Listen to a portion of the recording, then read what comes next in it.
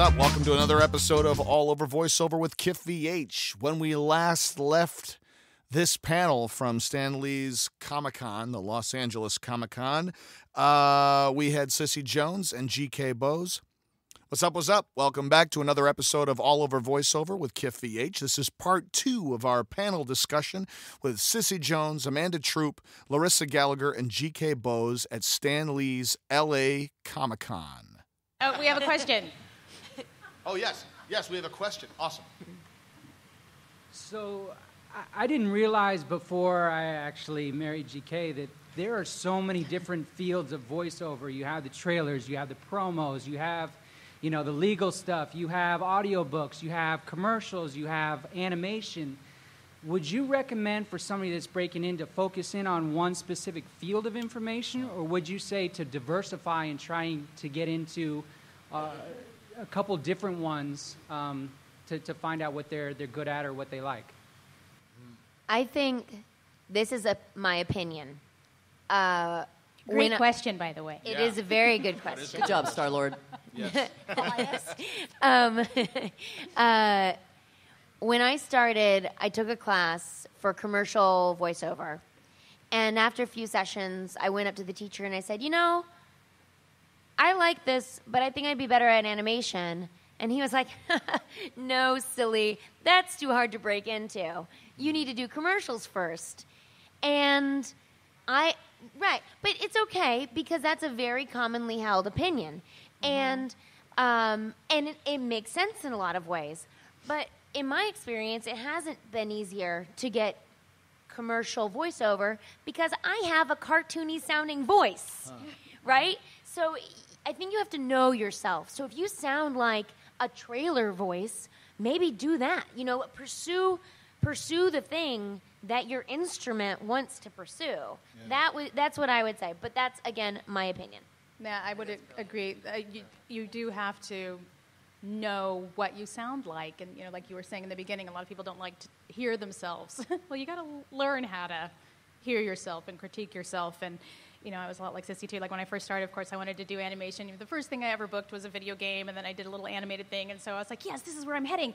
And then I booked my first national voiceover commercial, and I got that check, and I was like, screw animation. I'm doing commercials forever. And so I know that I have a very commercial-sounding voice. And so I was always, whenever I read the commercials, even some of the agents were just like, okay, you need to pull it back and be more conversational, not so commercially voiceover-y. But that's what I would book. And that's I do Walmart, I do McDonald's, I do, a lot of that kind of Subway. And, I know that's my natural sound is to be that. It's funny that that's what I get, but on the specs it always says what they want. I'm always Caucasian mom, young Caucasian mom, telling your kids what to eat and telling you what to buy and what to wipe your baby's butt with. And I know that's who I am, and how I that's going to be my bread and butter. And yes, when the animation and the video game stuff comes, it's so much fun to do. And I've also been one of the best jobs I've ever booked, and I still do, is I do the female promo for the Pac-12 networks, which is super duper fun. And I don't have a trailer promo voice. A lot of women who do trailers and promos have that deep, sexy, throaty thing going on. I don't have that. But for me, doing Pac-12, they wanted someone who sounded, like a co-ed, like they were still in college. And so, I do have that young sound, and so I got to do that. So that was super, super exciting. So, yeah, know what you sound like, and your agent is the one who is going to.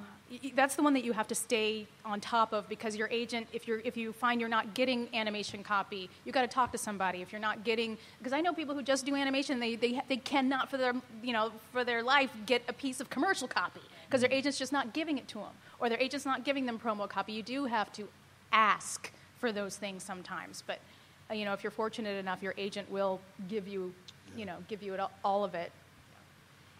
And I was going to say, there's something to be said within that of while you are pursuing your joy, or while you are pursuing what you think you're right for and what really, fuels your passion.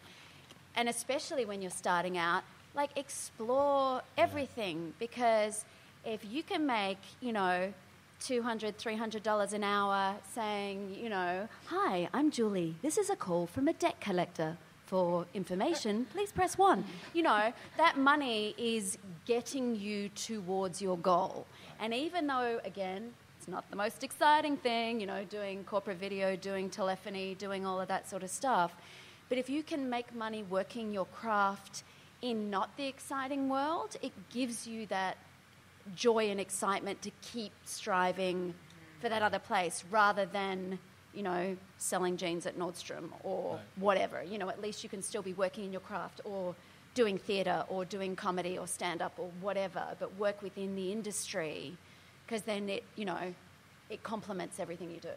If you shut down those opportunities, I started an on-hold messaging, and what I learned from doing that in Toledo, Ohio, prepared me for my first commercial campaign. Right. And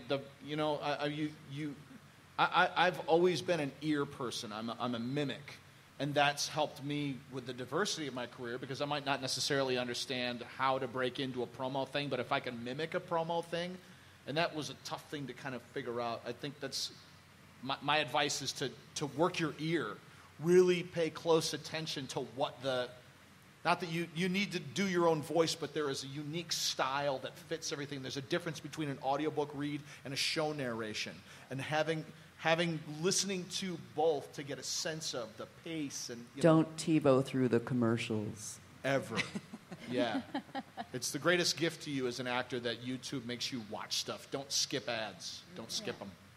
Your time isn't that valuable if you want to do it. And then sometimes you can watch 3 seasons of Orphan Black to understand how Tatiana Maslany speaks when she is referenced in every commercial audition you ever do. And that's research, and it's okay. Right. Yes, that's right.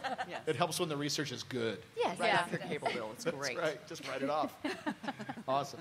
If you have any other questions, feel free to visit the microphone in back. And yes. So I've heard in a lot of other creative career fields, I guess, where sometimes you have to do work for free just to get either your experience or just to get your name out there. Is that something you guys have ever done? Just working for free? So much free work. So much free work. All the free work. So much free work. I got to a point where I started to get paid work, and then I went, I'm so busy. Oh, I'm still doing so much free work. Okay, I'm going to start trying to say no, but I still do stuff for free. And the thing is,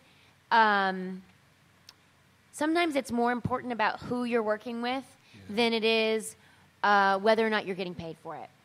And I think you learn that with experience, because I've definitely worked on things for free that I regretted, and I've worked on things that I've gotten paid for that I've regretted. And you never know, really, until you've done it for a long time. But yeah, you do. And some of the first animation stuff I ever did was like student projects. And that's a great way to get your feet wet. And if it's free, hopefully they're going to be a little bit more lenient with you as you learn with them about the process. And especially in that world, because you can build credits from doing that. So it puts it on IMDb or wherever it builds out your resume to make it more attractive. But if it's the same people coming back to you the third time saying do it for free again, those people, you've worked for them before. That's when you go, I think I've done enough free work for you. No more, thank you. I would say, proceed with caution. But then again, Rob Paulson, who is, the busiest man in voiceover. He was Pinky on Pinky and the Brain and Yakko on Animaniacs and everything else. I don't know if you guys remember the Mr. Opportunity campaign with Honda. Hey, Mr. Opportunity knocking. His friend came to him and was like, I have a wacky idea for a commercial. Can you just lay this down for me? I know it's free right now, but, we'll see if anything comes of it. And it was a massive, nationwide, multi-year, multi-$1,000 campaign that started from a free demo. So proceed with caution. Yeah. Because in that instance, it was a friend of his that he already knew and trusted. Yeah. Right. Yes. And so that's a good indication. And like my friend Michael, who created Nevermind, he said, hey, this is my student thesis at USC. Can you come and do this? And then he's like, if we ever get money, I'll pay you. And then now he did. He made it SAG, and he gave me money, and like the whole thing happened. It took years, but I was like, this. I know my friend. I trust him. I want to work with him. He's quality. Yeah. It's not somebody online going, hey, I heard your stuff. You sound great. Can you do this for me for $25? Because, I mean, that's just insulting. You know, my wife always says things pay in different ways, and you got to judge that, you know. And it's all learning, and you learn just as much from getting burned as you do from not. And just, Yes. I know we've got a question waiting, but Yes. and maybe I'm fairly confident I've heard Nancy Wolfson say this many times in public, but if not, we can cut it out of the podcast later. But for you guys, like one of the things that she said with regards to working for free as such, is she said that what she recommends to her students, or one of her students did, is they went around and rang up a ton of like local companies and like law firms and whatever, accounting firms, blah, blah, blah, and listened to what their voicemail was, re-recorded it, sent it to them on a USB, and basically said, if you like this, please send me $100 and that's your thing. And this person made a ton of money from doing that. You know, and they did a lot, but they weren't working, and it was not like they were busy doing other stuff. They're like, I'm sitting around, they were practicing, they were building their craft, and they ended up, you know, and what? You get like 4 of those of whatever, and, you know, that's $400. So sometimes you can generate your own free work as such and put it out there. And they knew who they sent it to, so they could ring and check and see if they were using it. It's like, excuse me, I want that money back, please. But whatever. Anyway, that's just different ideas. That's awesome. Smart. That's crazy. Yes. Hi. So it sounds like you guys have a very versatile resume. I've heard some of you in the works that you've done. And I was just wondering, how important is it to have that versatility, not just in the industry you're in, but even the voices you do? Because I know, like, some people's voices sound more cartoony. Like someone like Tara Strong is known for, like, the high-pitched voices where some of you or others might use your natural voice. Is it possible to, you know, make a career out of just a certain manipulation of your voice, or does it also help to perfect or work on your natural speaking voice? Both. All. Yes. Yardley Smith, anyone know who that is? Lisa Yes. Simpson? Yeah. That is her voice. That is what she sounds like. She can maybe make it sound a little more big girl, but that's who she is. And woman makes $1 million an episode. Yeah. So, you know, short answer to your question is yes, you can have one voice and have that be your entire career. And, you know, some of us are lucky enough to be able to manipulate our voices and do different things, and it just kind of depends on what the job is. And just a quick little segue, too.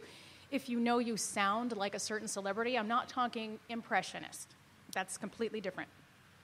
There's a lot of work to be done in celebrity voice matching. So much work. And I voice match Kristen Bell. I voice match J-Lo. I voice match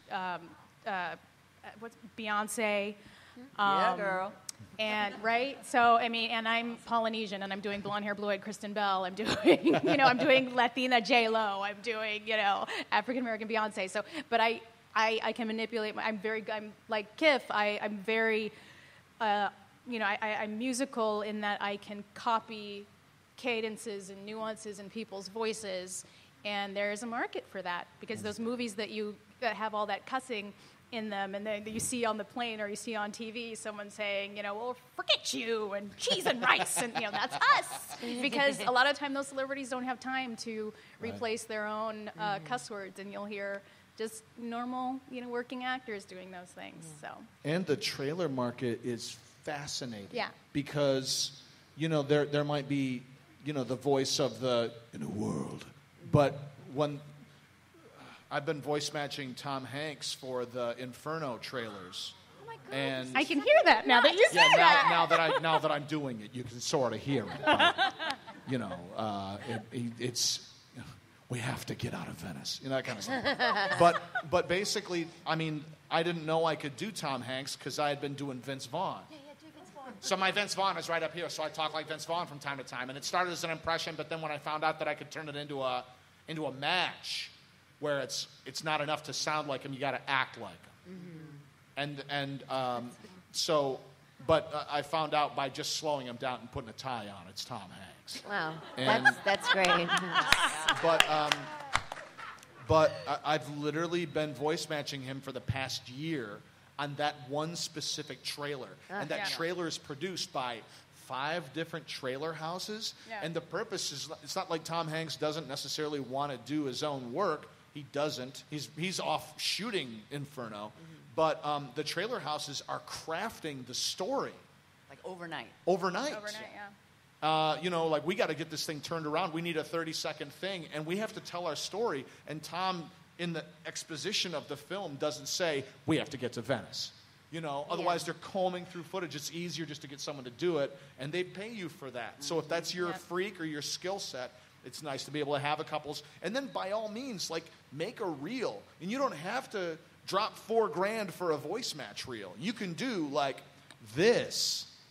I mean, like, or an apogee mic, and like, here are some of my impressions. Hi, I'm Tom Hanks. Hey, I'm Vince Vaughn. How's it going? This is I'm turning into Vince Diesel. But you know what I mean? Like, you can do that for yourself, and then you've got it, and then it's the kind of thing that you can send out and be like, hey, I do this, by the way, and I'll do it for your voicemail. I do all of Charlize Theron I did The Huntsman and A Million Ways to Die in the West and Mad Max and Kubo.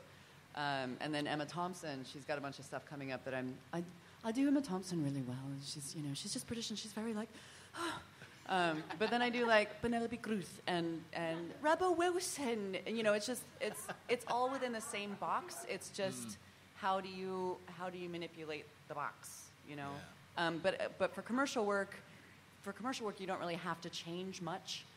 They want kind of a natural sound anyway. Animation, video games, definitely, they want to hear more unless you're Lee Smith, and then you're fine. Right.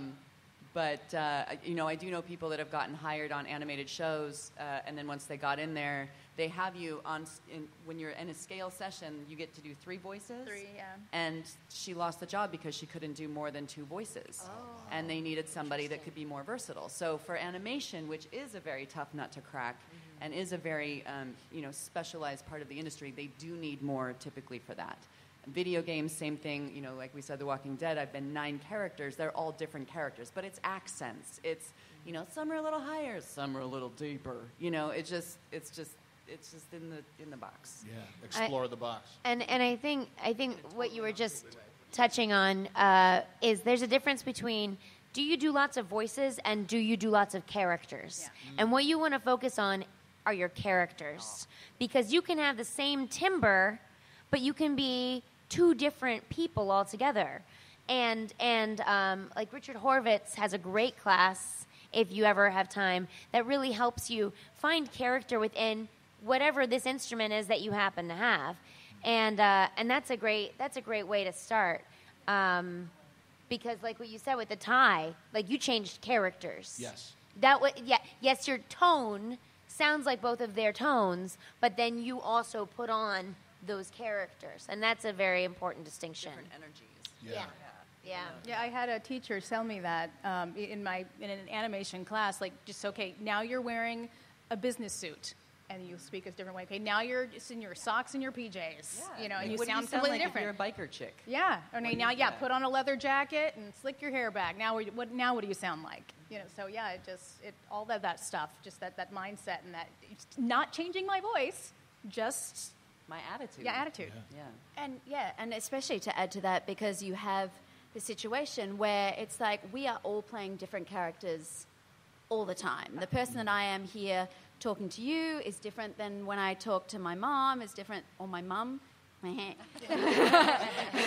is different than when I talk to, if I go in to talk to my lawyer or my accountant. Like, we're all playing different characters, and ultimately I'm kind of still the same person, but there's a shift. So even if your voice sounds exactly the same, there's an energy shift, there's a what's it called? Mindset. Hierarchies Yeah, shift. yeah. There's a mind shift. So there's so much that you can do if you are stuck with one thing and that's all you can do. Don't think that is the end of everything. That's just your springboard to where you can go from there. That's great. That was a great question. That was. Yes, Bob. I have another question. I've heard that acting, like voiceover acting, is like 5 times harder to get into than on-screen acting. And I would be curious from your perspective on a couple different things. One, if you've done both, which one you feel is more difficult to break into? But also, two, do you find it more difficult when you're acting in a booth, per se, to translate everything that they want you to translate just through your voice because you don't get to use your hands and everything else to convey that? Like, how does that work for you guys? I think that it's all hard. It's all hard. Like you have to love it and you have to be passionate because it's all hard. There are a handful of people who walk off the bus from Kansas City and they get an agent and then they get on a TV show.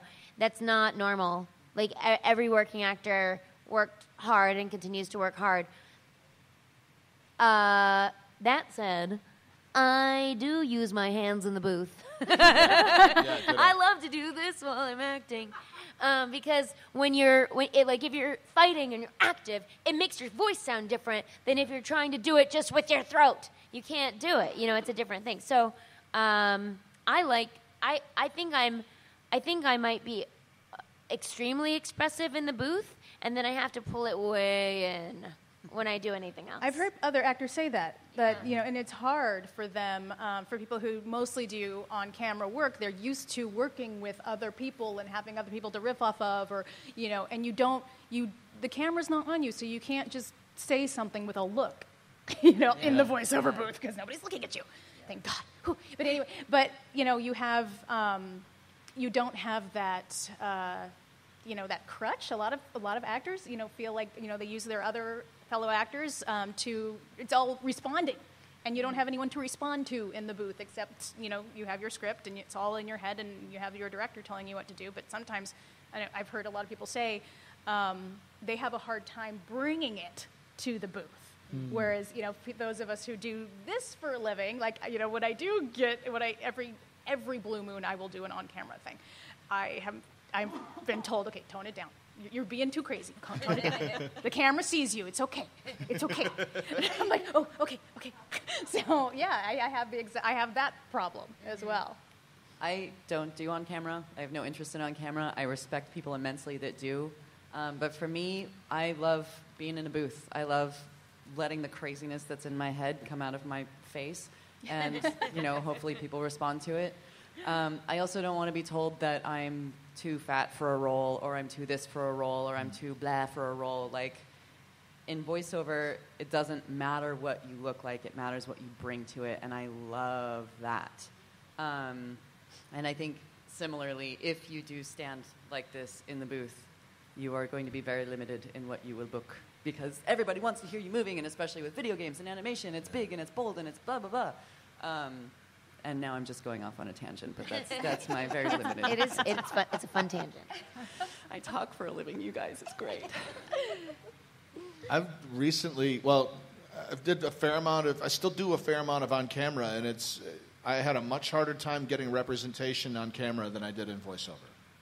And I think voiceover always seemed like an under the radar thing. It was kind of like, oh, no one wants to do it. Go ahead. But I also started in Detroit, really, and I had one agent who handled everything.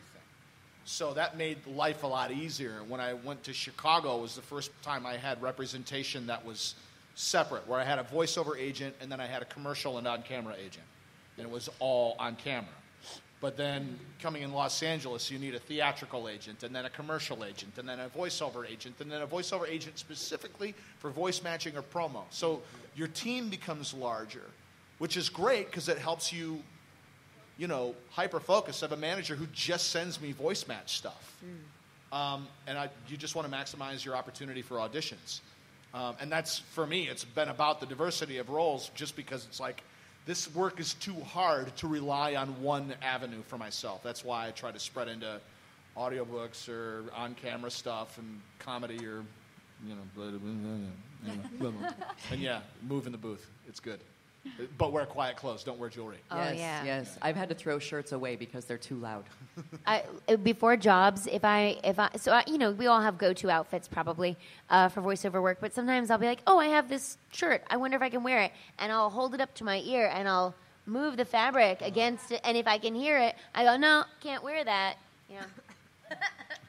Am I the only one that does that? No. Okay. Yes. Hi. Hi. What piece of direction or type of direction do you guys like getting as voice actors? What direct? Are you okay? Wait Did for you a see? second. He asked. Sissy was drinking and then was made to laugh. So yeah, he just asked Water people. what type of direction or what direction that you've gotten from a booth director or a director that you like to receive? That's a great question. And that's a wrap. Great. I One always take. like it when a director says, why don't you try it try it from the perspective of, think about, okay, maybe this person is climbing a tree and they give you a new thing to try versus don't do this. The way you sound now is nasal. Can you not sound like that? That's it's never helpful. The best thing is if they go, I think that this person's more of a warrior.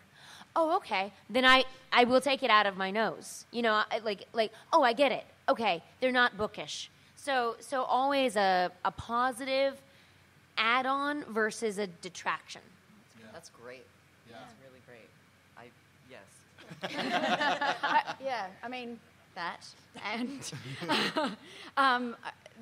something that I've recently discovered that I'm okay with, that a lot of people go, I don't want line readings because I'm an actor and I'm amazing and I want to be able to create and blah, blah, blah. But if a director isn't getting what they want from me and I'm struggling, I would much rather they say, and it's always nice when they, parenthesize it with I hesitate to give you a line reading, but give the line reading, because then I know, oh, that's what you want, and I can replicate it, and we can move on to the next thing. Yes. I stop being anxious. You get what you want immediately, and we can move through the session positively. So that's sometimes something that I know some people go, don't give me a line reading. And it's like I've kind of come to be like, if this is going to work for everyone, I want to be helpful to the room. And if I'm somehow not getting it, that's not necessarily a bad thing. Let's get to where we can go the fastest. So like you say, don't tell me what not to do. Give me a positive add-on and I can embrace and go, okay, let's go. And I don't necessarily do that every line first up, but, I mean, I'm coming in from traffic. Yeah. I'm coming in from dropping my kid off at school and slamming a coffee and walking in. I don't hold the keys to the world that the casting directors, that the production team has. So I want to get aligned as quickly as possible. And sometimes, if that director really has a clear vision and knowledge and they share that stuff, my favorite piece of direction I ever got was working with Ken Levine in BioShock, where he just said, look, man, do you have any ideas or thoughts? Like, just kind of the freedom. He's like, I love collaborating with the actors and creating this character. And that was really, it took so much pressure off. I didn't feel like I was trying to fit something in his head. Yeah. It was, in my improv experience, it's don't look for ways to fit in, look for ways to add on. And the freedom to bring my creativity to the process was really sort of exciting and fun. And that's what I loved about, that's been my favorite direction. It was my favorite. Anybody else? Awesome. Can I add? Yes, please. This is more when you're in an audition or a callback. And I have discovered that there's a lot of people walking into the room. That welcome, hi.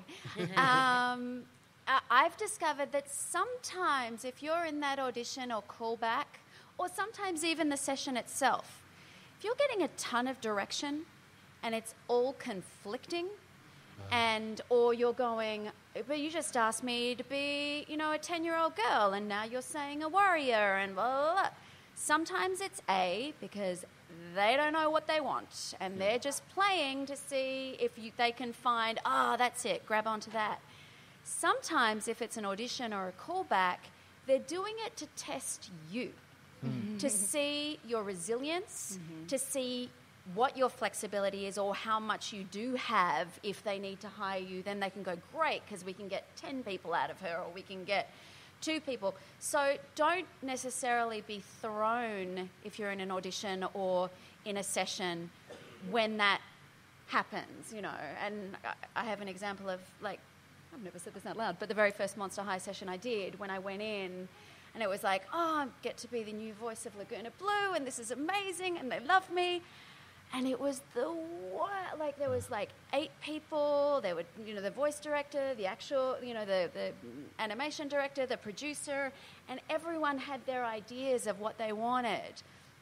And I just had to go, okay, I'm just going to take everything and do everything, and all of my self-doubt, and they hate me, and this is the worst, and blah, blah. That came out when I went home and sat in my room and cried.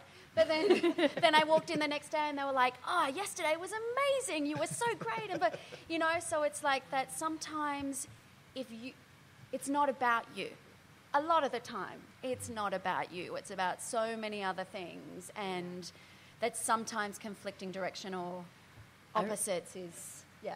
I heard a story once about an actor who went into for a session, and he would do the take, and everyone was like, yeah, that was great, give us a minute.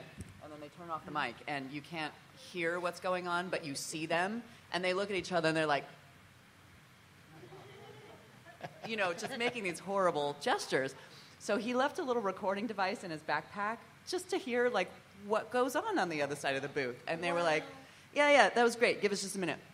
What do you think about pizza? I don't know. Last time we got anchovies, and it's such a different perspective to be like, it's really not about me. Hooray! I just had on our show Jackie Shriver, who's a casting director on the show, and she commented on that very story. And she was like, I could tell you we're discussing something else. The last thing we're talking about is sitting there bashing you. We're trying to figure other things out. And another great thing that she said was that all actors should work on their exertions. If you do video game work, you should have that skill set. Yeah. And exertions are punching and kicking and getting punched and getting kicked. They are the perfect combination of poop and sex. Interesting. They are. Think about that, guys. Next time you're playing a video game, think about that. You're welcome. It's that's what we're doing. That's what we're doing in the booth. That's our job. Voice acting, ladies and gentlemen. There We're done. you go. That's the reality of it. That's what's really happening in the booth. We have time for one more question if that's floating around, or someone has an idea or something that they wanted to ask or something. And while we're waiting for that question, what's something that like if you and it's always boiled down to what one thing, but there's it's impossible to say one thing. It always turns into 25 things where you're like, and don't forget to and pack the and this. So I guess if there was something that you learned during the course of over the breadth of your career that no one told you about, it's kind of like when you have a baby, and I don't have this personal experience, but that my wife said, no one told me that everything is going to make me sick except for pancakes. I would have liked that information before I got pregnant. What's something that that helped you or that you've discovered? I would say, and I credit Amy Poehler with this in her book because she's a genius. If you decide to become an actor, a voice actor, whatever, treat it like a bad boyfriend. Because the more you want it, the more desperate you are for it to work, the more elusive it is. Confidence is everything. Desperation reeks. That's great.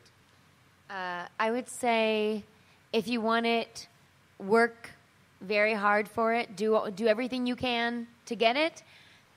And then make sure you have a life. Talk to your parents, talk to your friends, have a thing that you do every week that's not related to acting. Otherwise, you'll get boring and you'll get burnt out. And a burnt out actor is as stinky as a desperate actor. And you gotta keep your soul healthy, and you have to rest. Yeah. So that's what I would say. Awesome. Can I grab the question from the mark, and then we'll come from the mark. Sorry, that's my. Yes. Hi, my name is Megan. I just want to know, of all the voices that you guys have done over the years, who or what was your all-time favorite that you've done? I think for me, my all-time favorite was blonde hair, blue-eyed Barbie for Mattel. That was so much fun. I know Mr. Mattel's probably rolling in his grave, the little Polynesian girls, blonde hair, blue-eyed Barbie, but that was just awesome. I don't know either. I mean, I've had characters I've played, like especially in plays, where afterwards I'm sad and I'm more in my character. But I've had auditions where I'm like, wow, I loved being that person for 30 minutes. So I can't tell you. I don't know. I understand that. I had a game come out this year that I'd been working on for 2 years, and I had been talking with the production company for 2 years prior, so it had been a 4-year process called Firewatch, and it just came out this year. And, I had a baby during recording, and we got to record every week in an ensemble recording, which meant that my dialogue partner was actually on the other end of the phone, and we got to talk together at the same time, which is so rare in voiceover. It's like seeing Bigfoot. And it came out, and people liked it, and that was a really nice feeling, and I was very happy about that. I probably will say for me, I feel a little bit new, but like doing Laguna for Monster High for me is probably, at this point, because I don't see Australians in animation or Australian characters that aren't all about, crikey, gee whiz, check out that Sheila. It's so, which we don't say. I don't think I have ever said crikey in my life. Maybe whatever, but rarely crikey jokes. But so it's been nice for me to not have to mask and be American or be British or whatever. It's kind of nice to go, oh, I get to represent who I am rather than hide it. So, and plus she's super cute. Anyway. This is stupid, but I got to ADR myself. Yeah, in Batman vs. Superman, I got to do my own voice over top of my character on the film. In the room where I started doing ADR, the first time I did it was as Sylvester Stallone in Bullet to the Head. And to be in that room doing multiple celebrities, to be on that very screen, and Zack Snyder, who I had been a massive fan of, sitting on the couch behind me, redirecting our TV version of it. I mean, that to me was kind of a high point. I love every character, even the really horrible racist Zachariah Comstock in his own way, but I do feel like that moment was a weird place where all of it kind of connected, and it was a cool moment at Warner Brothers that day. Go you! I know. That's just nice. Anyway, so I put a bookmark, Larissa, on a piece of information that you've discovered that you would share or tell young Larissa. That would surprise young Larissa. Now that you're so old. It's a really hard thing to learn, but what has been the best thing to learn is how to let it go, which goes to both things. Find something to do, don't be desperate, but whatever. But there is so much disappointment in this industry as a voiceover actor, as an actor. There are so many gigs you don't get. There's so much work that goes into not getting work. The best thing you can do is learn, find, discover your way of forgetting, moving on to the next thing, whatever that may be. Because otherwise, it'll cripple you, for sure. And you won't be able to move forward. So, Awesome. which is life. Yeah. And GK? It's life. I don't really have an all-encompassing thing, but this is only going to apply to a few of you. If you are ethnic in this industry, it's going to be a different experience for you. And I mean, I learned that early on, and it's not a bad thing. It's just going to be different. I know I said this earlier. I do a lot of I did Barbie. I do, I do Caucasian mom all the time. But that was conscious on my part to stay ethnically ambiguous. That's why I go by GK Bose, and I could go by Gina Keali Inohimoku Bose or Gina Karowski Bose. So it just I chose to. It took me probably maybe 6-7 years before I put a picture of myself online, because I wanted to make sure people didn't know what I looked like before they hired me, because I didn't want people to make judgments. And they do, and it's not their fault. They do. It just happens. And it's something to be aware of if you are a person of color in this industry. And again, like I said, it doesn't apply to everybody, but for those that it does apply to, it is just something to be aware of. Awesome. You guys, I could do a whole nother 90 minutes. Unfortunately, they won't allow us to. But if you want to revisit this episode of All Over Voiceover, you can. If you sign up at allovervoiceover.com, you don't have to sign up for nothing. It's for free. If you would like to follow any of our panelists, Cissy Speaks, at Cissy Speaks on Twitter, at GK Bose, at Amanda_Troop, and at Larissa LA. I'm at Kiff VH. Our show is at All Over VO. There will be a new episode next week. I've got Dave Walsh coming in. Yeah. And you guys have been a marvelous, attentive audience. Thank you so much. Enjoy the rest of Stanley's Thank you Comic-Con. guys so much. Thank you so for much. coming. Thank you. That was such a delight to be a part of that panel, and I hope that you got as much out of it as I did. Thank you so much for tuning in, and we'll be back with more All Over Voiceover with Kiff VH next time. Thanks so much for tuning in. Please be sure to subscribe. Peace.